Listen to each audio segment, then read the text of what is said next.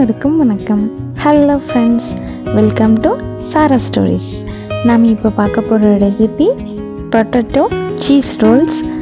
Outer layer நல்லா கிறிஸ்பியாக, cheese நல்லா கூயாக இருக்க மாதிரி ரோல்ஸ் வாங்க எப்படி செய்கிறதுன்னு பார்க்கலாம். நான் ஒரு 10-15 பொட்டேட்டோஸ் எடுத்திருக்கேன். இது சின்ன சைஸ் தான், அதனால நான் இவ்வளோ கவுண்ட் எடுத்திருக்கேன்.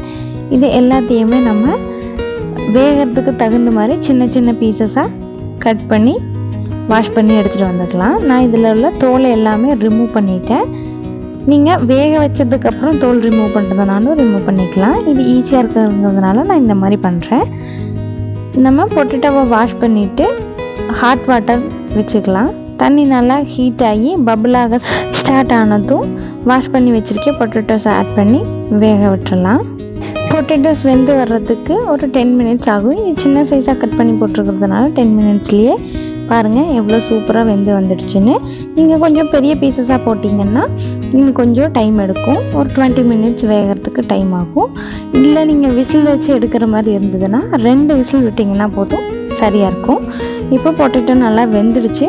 நம்ம இனி இதை தண்ணியிலேருந்து வடித்து எடுத்துக்கலாம்.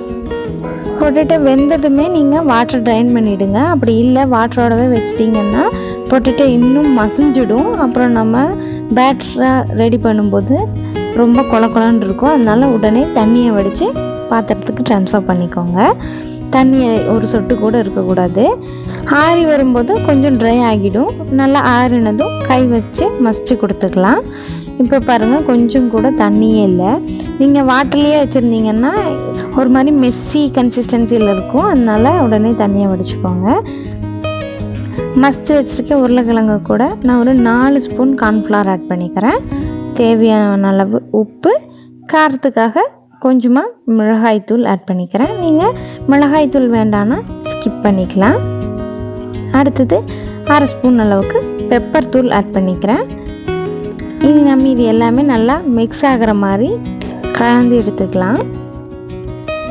நீங்கள் சப்போஸ் உங்களோட உருளைக்கிழங்கு ரொம்ப ஜாஸ்தியாக வேக விட்டுட்டீங்க, ரொம்ப கொலன்னு இருக்க மாதிரி இருக்குன்னா நீங்கள் கார்ன்ஃப்ளவரை வந்து இன்னும் கொஞ்சம் எக்ஸ்ட்ராவாக ஆட் பண்ணி நல்லா சப்பாத்தி மாவு பதத்துக்கு பிசைஞ்சுக்கோங்க. இப்போ பாருங்கள் எனக்கு கொஞ்சம் மாவு ட்ரையாக இருக்க மாதிரி இருக்குது. உருளைக்கிழங்கு விட மாவு ஜாஸ்தியாக இருக்க மாதிரி இருக்குது. ஆனால் அப்படி இல்லை, இதை நல்லா நம்ம பிசைஞ்சு கொடுக்கும்போது மாவு எல்லாமே உருளைக்கிழங்குல ஆட் ஆகிடும். இனி அடுத்து ஒரு 2 ஸ்பூன் அளவுக்கு வெஜிடபிள் ஆயில் ஆட் பண்ணி அதையும் நல்லா மிக்ஸ் பண்ணி கொடுத்துக்கிறேன். ஆயில் ஆட் பண்ணி திரட்டும் போது உருளைக்கிழங்கு அப்படியே சேர்ந்து வரும், பிரிஞ்சு போகாது. அப்படியே நல்லா சாஃப்ட் உருண்டையாக கிடச்சிடும். அடுத்து உருளைக்கிழங்கு ஒரு 5 மினிட்ஸ் மட்டும் ஊற விட்டு எடுத்துகிட்டு நம்ம பால்ஸ் மேக் பண்ண ஆரம்பிச்சிடலாம். நான் இன்றைக்கி சிலிண்ட்ரிக்கல் ஷேப் மாதிரி தான் செய்ய போகிறேன். தேவையான அளவு மாவு எடுத்துகிட்டு அதை அப்படியே திரட்டிட்டு சென்டரில் விரல் வச்சு ஹோல் மேக் பண்ணிக்கலாம். அடுத்தது கட் பண்ணி வச்சுருக்க சீஸ் க்யூப்ஸை உள்ளே போட்டுட்டு திரும்பவும் உருளைக்கிழங்கை வச்சு நம்ம கேப்ஸ் எல்லாமே ஃபில் பண்ணி சிலிண்ட்ரிக்கல் ஷேப்பில் உருட்டி எடுத்துக்கலாம். பாருங்கள் ஃபஸ்ட் ரோல் ரெடி ஆகிடுச்சு. இதே மாதிரி இன்னொரு உருண்டை செஞ்சு காமிக்கிறேன் பாருங்கள். தேவையான அளவு மாவு எடுத்து அப்படியே பிடிச்சோன்னா சரியான ரவுண்டு கிடச்சிரும். அடுத்து இதை நம்ம 2 கையிலையும் வச்சு உருட்டும் போது நம்மளுக்கு சிலிண்ட்ரிக்கல் ஷேப் கிடச்சிடும். கார்னர் எல்லாமே நம்ம லைட்டாக அழுத்தி கொடுத்துக்கலாம். அடுத்தது ஆள்காட்டி விரல் வச்சு நல்லா சென்டரில் ப்ரெஸ் பண்ணும்போது நம்மளுக்கு ஹோல் க்ரியேட் ஆகிடும். அடுத்தது குச்சி மாதிரி வெட்டி வச்சுருக்கேன் சீஸ் பீசஸை நான் ஆட் பண்ணிக்கிறேன். சீஸ் வச்சதும் கார்னரில் உள்ள உருளைக்கிழங்கு எல்லாத்தையுமே சேர்த்து இதை அப்படியே மூடிக்கலாம்.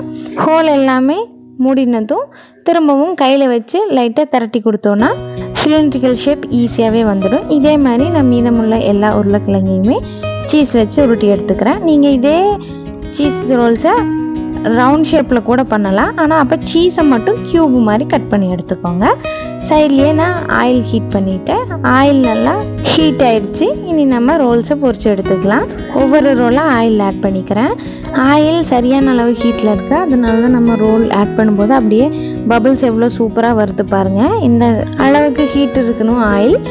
அதே மாதிரி வேக வைக்கும்போது மீடியம் டு லோ ஃப்ளேமில் வச்சுக்கோங்க. ரொம்ப லோவாக வச்சிட்டிங்கன்னா எண்ணெய் குடிக்க ஆரம்பிச்சிடும். அதனால ஃப்ளேமோட ஹீட்டை சரியாக வச்சுக்கோங்க. ஒரு 5 மினிட்ஸ் கழித்து பாருங்கள் அப்படியே பபிள்ஸ் கம்மியாயிடுச்சு. நீ அப்படியே மிக்ஸ் பண்ணி கொடுத்து வேக விட்டுடலாம். நல்லா வெந்து வரட்டும். இப்போ லைட்டாக கோல்டன் ப்ரௌன் கலராக சேஞ்ச் ஆகிருக்கு. இன்னும் கொஞ்சம் வெந்துடுச்சுன்னா நம்ம இதை ரிமூவ் பண்ணிடலாம்.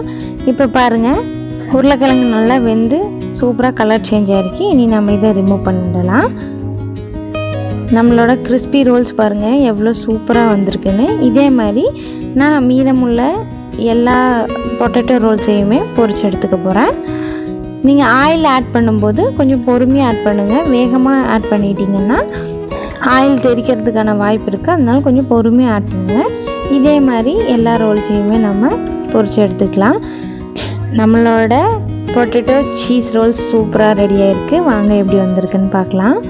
ஒரு ரோல் எடுத்து ஓப்பன் பண்ணுற பாருங்கள், அப்படியே சீஸ் நல்லா மெல்ட் ஆகி வருது. கொஞ்சம் சூடாக இருக்குது. சீஸ் பாருங்கள் நல்லா ஸ்ட்ரெச்சியாக வருது. செம்மையாக இருந்தது. நீங்களும் கண்டிப்பாக இதே மாதிரி ட்ரை பண்ணி பார்த்துட்டு எப்படி இருந்ததுன்னு கமெண்ட்டில் சொல்லுங்கள். வீடியோ பிடிச்சினா லைக் பண்ணிக்கோங்க. தேங்க்ஸ் ஃபார் வாட்சிங்.